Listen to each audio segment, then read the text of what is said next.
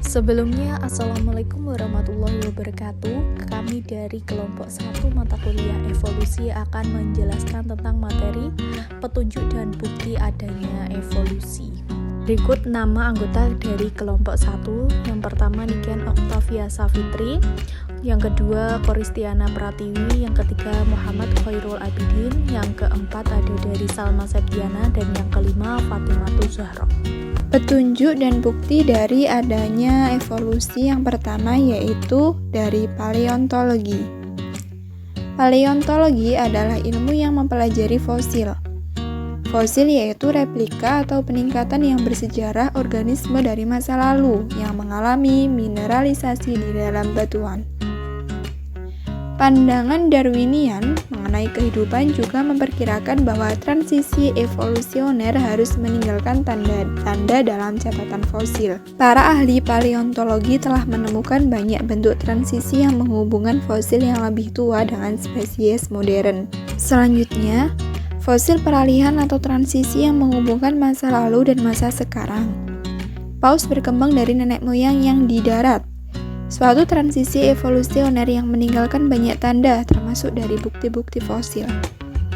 Pada gambar di samping, ditunjukkan bahwa adanya tulang kaki Basilosaurus yang sudah menjadi fosil, salah satu dari paus kuno. Paus tersebut sudah menjadi hewan air yang tidak lagi menggunakan kakinya untuk menyokong badannya dan untuk berjalan. Tulang kaki fosil paus yang lebih tua yaitu yang bernama Ambulocetus lebih kuat dan juga lebih kokoh. Ambulocetus mungkin merupakan hewan amfibi yang hidup di darat dan juga di air. Petunjuk dan bukti yang kedua yaitu dari taksonomi. Taksonomi adalah cabang dari biologi yang berhubungan dengan penamaan dan klasifikasi spesies yang didasarkan pada skema yang lebih formal. Skema tersebut terdiri dari tingkatan klasifikasi yang bermacam-macam. Setiap tingkatan lebih luas cakupannya dibandingkan dengan tingkatan yang ada di bawahnya. Selanjutnya, hubungan antara klasifikasi dan filogeni, pohon evolusi bercabang yang menunjukkan jenjang taksa. Di sini kita bisa melihat adanya kemungkinan kedekatan genealogis di antara beberapa taksa yang ada di bawah ordo Carnivora yang merupakan cabang dari kelas Mammalia. Yang ketiga adalah bukti dari anatomi perbandingan. Anatomi perbandingan merupakan ilmu yang mempelajari mengenai persamaan dan perbedaan anatomi dari makhluk hidup. Hal tersebut dapat diketahui dengan melihat dari alat-alat fungsional yang dimiliki oleh masing-masing hewan. Bukti dari anatomi perbandingan terdiri dari dua, yaitu analogi dan homologi.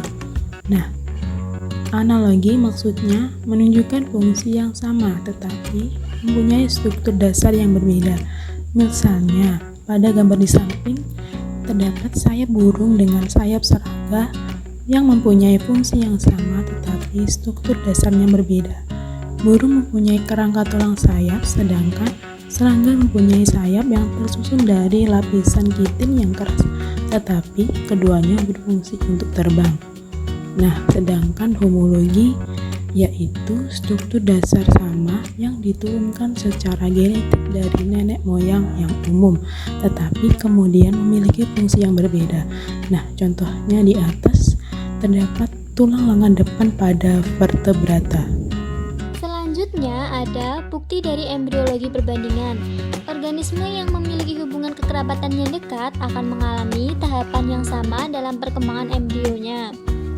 Sebagai contoh, semua embrio vertebrata akan mengalami suatu tahapan di mana mereka memiliki kantung insang dan rongga tulang belakang. Pada tahap perkembangan ini, ikan, salamander, kura-kura, ayam, babi, sapi, kelinci, manusia, dan semua vertebrata lain lebih banyak kesamaan daripada perbedaannya. Pada perkembangan selanjutnya menjadi semakin bervariasi, akhirnya akan memiliki ciri khas dari kelasnya. Pada ikan misalnya, kantung insang berkembang menjadi insang pada vertebrata darat. Struktur embrio tersebut akan dimodifikasi untuk fungsi-fungsi lain, seperti saluran eustachius yang menghubungkan telinga tengah dengan tenggorokan pada manusia.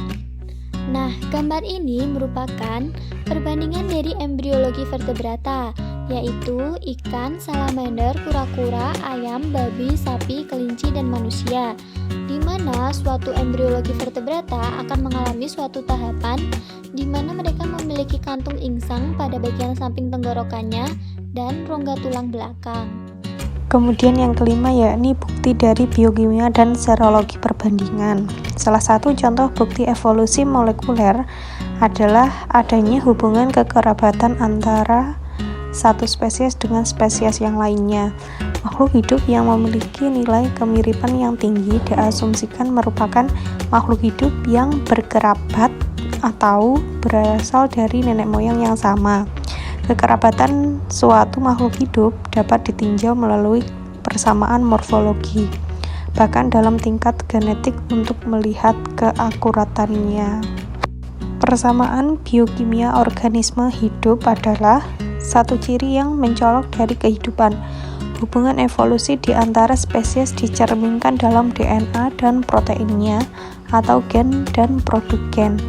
Jika dua spesies memiliki pustaka gen dan protein dengan urutan monomer yang sangat bersesuaian, urutan itu disalin pasti dari nenek moyang yang sama. Untuk selanjutnya yaitu bukti dari fisiologi perbandingan. Nah, untuk fisiologi sendiri adalah suatu ilmu dari cabang biologi yang mempelajari fungsi dari alat tubuh. Tidak semua tingkat kemiripan diwariskan dari nenek moyang yang sama. Spesies dari cabang evolusi yang berbeda bisa saja kenyataannya mirip satu sama lainnya jika mereka memiliki peranan lingkungan yang mirip dan seleksi alam telah membentuk adaptasi analog. Seperti ini disebut juga sebagai evolusi konvergensi dan kemiripan akibat konvergensi disebut sebagai analog. Contoh itu pada sirip depan dan ekor ikan hiu dengan sirip depan dan ekor ikan paus.